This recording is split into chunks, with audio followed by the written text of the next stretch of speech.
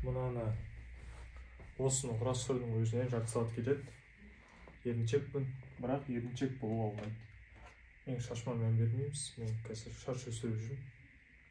Сондай кез шаш өсіріп. Студенттер, бүгінгі тақырып стресс.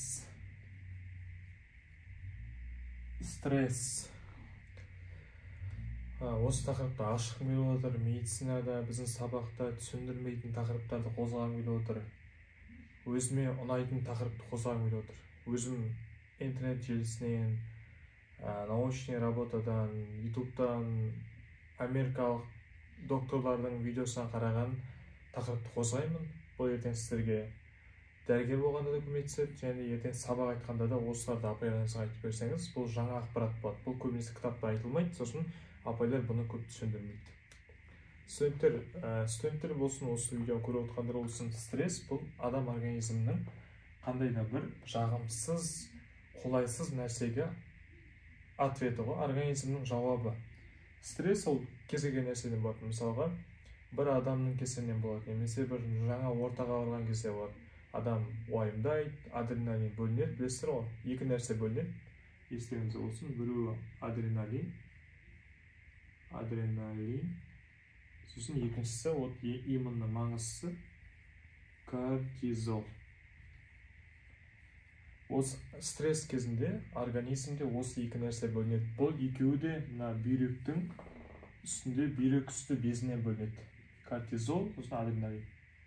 Адреналин білесіздер, тамыр тарылтады, ал кортизол ол организмді адаптацияға, ояту үшін сондайға әсер етеді. Бұлардың кортизолдың әсерін бөлшектеп бастайық. Бірінші әсері кортизол глюкозаның бөлінуін көбейтеді.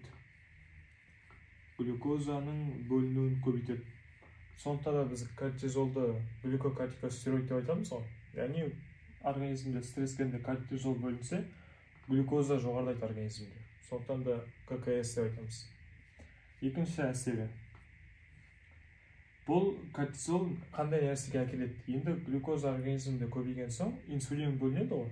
Инсулин де көптеп бөлінеді.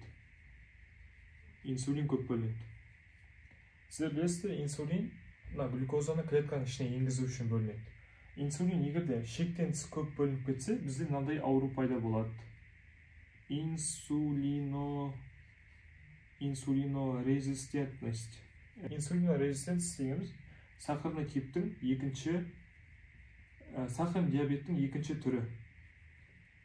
Яғни бұл инсулинорезистентность дегеніміз сахарный диабеттің екінші түрі. Бұл деген сөз, инсулин организмде көп бөлініп кетті, глюкозаны клетка енгізу үшін. Инсулин көп бөлінсе, бұның өзінен байланысатын рецептор бар ғой, инсулин рецептор. Рецептор уже оны қабылдамай қалады. Яғни өйткені инсулин өте көп, шектен тыс көбейіп кетті, уже оған рецептордың сезімталдығы төмендейді. Кортизол сонда сені қандай нәрсеге жеткізеді? Стресс болған адамды, ұзақ стресс ол сахарный диабетке әкеледі. Одан кейін үшінші әсер. Кортизол бұл тағы да бір жаман әсері.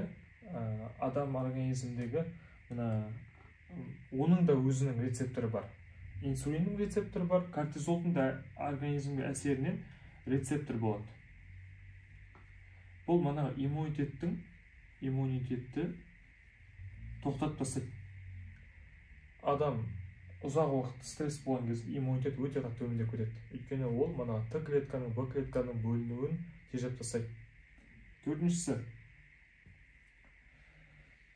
кортизол бүкіл жүйеге әсер етеді. Оның ішінде эндокринді жүйелерге әсер етеді. Эндокринді жүйе. Кез келген гормондық бұзылысты бұзады. Біз адам баласы гормонның әсерінен өмір сүреміз. Біздер үшін гормон өте маңызды. Енді кортизол көп бөліне берсе, эндокринді бездер бөліне береді. Мана инсулин бөліну бұзылады, щитовидка бұзылады, қалқанша үсті безі бөлінеді. Бұзылады, одан кейін бүйрек үсті безі әлсірейді уже. Бесіншісі, көппен жазды.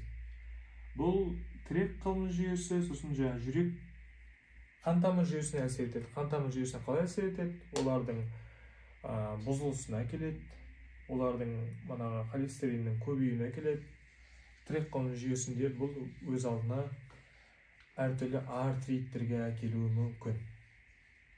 Кеттік. Түсінікті ғой, кортизолдың зияны, стресстің зияны. Осын сүрту мен ерінен. Бірақ сіздер бірдеңе түсініп алып кеткендеріңіз қалай. Осын сүртетін бір адам болса, осы комментке жазып кетіңіз. Ат жөніңізді, нөміріңізді байқаумен аламыз. Енді бұнымен қалай күресеміз? Доктор Берг деген кісі бар. YouTube-қа жазсаңыздар болады. Доктор Берг. Бұл айтады, адам стресс кезінде мұна D3 витаминін көп қабылдау керек екен. Не себепті? Біз көбінесе ойлаймыз, D3 ол витамин деп, но ол гормон екен. Оның организмге әсер өте көп. Өте пайдалы әсер көп. Бұл D3 витаминінің побочный эффекті жоқ. Почти. Но мен бүгін бір побочный эффектін көрдім. Бірақ оның өзі көп дозада қабылдағанда ол простатаның безінің ауруына келуі мүмкін екен. Мүмкін. Оны мен жайлы орыстың презентациясына көрдім. Орыс сайттың. Но D3 өте пайдалы гормон, немесе витамин деп айтсаңыздар болады. D3 именно. Бұны біз күннен аламыз. Немесе бұның әртүрлі таблетка түрлері бар, D3 Max, сосын қалай еді, авиата деген бір заттар бар, витаминдер. Витамин аламыз, таблетка түрінде, сосын ультра Т деген, капель түрінде, тамшы түрінде, сосын көп бұның түрлері. Яғни D3 дегеніміз бұл кортизол секілді. Құрылымы кортизол секілді екен. Но кортизолға қарағанда бұның побочный әсері жоқ. Сондықтан бұл иммунитетті көтереді. Жүйке жүйесіне жақсы әсер етеді. Өте жақсы. Тірек қимыл жүйесіне жақсы әсер етеді. Егер сіздерде стресс болса, осы витаминді қабылдауыңызға кеңес берер едім. Сосын мен бір нәрсе айтып кеткім келіп отыр. ЖКТ дегеніміз ішек жолдары, асқазан, ішек жолдары ол иммунитеттің ортасы екен. Осы бұзылса, адамда иммунитет бұзылады. Сіздер білесіздер ғой, антибиотик қабылдаған кезде тоқ ішектегі лактобактерия, бифидобактерияларда өліп кетеді, сөйтіп иммунитет бұзылады. Сол кезде біз мына нәрсені қабылдау керекпіз. Антибиотикпен бірге пробиотик. Неге осыны біздер мұғалімде үйретпейді? Неге айтпайды бізге пробиотик іш деп? Бізге антибиотик үйретеді, антибиотик. Неге пробиотик деген нәрсе үйретпейді? Адамдар антибиотикті қабылдайды, но мынаны көбісі білмейді, даже қабылдамайды. Кішкентай кезімізде барлығымыз антибиотик қабылдағаншамыз, мынандай нәрсені білмедік. Бұл манағы Ленокс Форте сондай. Бұны қабылдамасаңыздар, ЖКТ білінеді, мана антибиотик ЖКТ-ға әсер етеді. Обычный Ленокс Форте деген бар, соны қабылдағаның өзі қандай пайдалы. Кейін айтатын нәрсе, мына көп нәрсе тағы да түсіндірді, но оларды айтқым келіп отырған жоқ. Мынандай бір оқиға айтқым келіп отыр. Кезінде рыбактар теңізге шыққанда цинга ауруымен ауырған екен. Солай өлген көбісі. Сол кезде адамдар алғашқы болып бір ғалым атмомықтан С витамин берген екен. С витамин манағы цинганың алдын алған. Ол обычный лимон. Осы аутоиммунды аурулар кезінде мына дәріні біз беру керекпіз деп айтады доктор Берг. Бұл қазіргі таңда біздің протоколдарда жоқ, но D3 аутоиммунды аурулардың ремиссиясына әкеледі.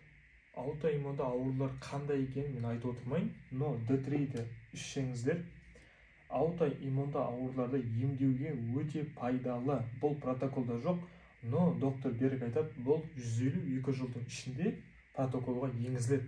Это как витамин С, цинк ауруында пайдалы болды ғой. Ол 1932 жылға дейін цинк ауруының протоколында болмаған екен. Сол секілді D3-де қазір қолданылмайды, но бұл өте пайдалы. Бүгінгі тақырып сіздерге қосымша білім болады. Апайлар көбісі айтылмай кететін нәрселерді айттым. стрессте көп жүрмеңіздер, жүрмеуге тырысыңыздар. Әрине бұл өмір болмаса әркімнің басына әртүрлі оқиға келеді, но мен осы тақырыпты бүгін ашқым келді. Аша алдым деп ойлаймын, сіздерге жақсы білім болды деп ойлаймын. Егер де осындай тақырыптарды тағы да тыңдағыларыңыз келсе, мені қолдап кетіңіздер. Жақсы. Қана жинау керек, мен үйім шықтым.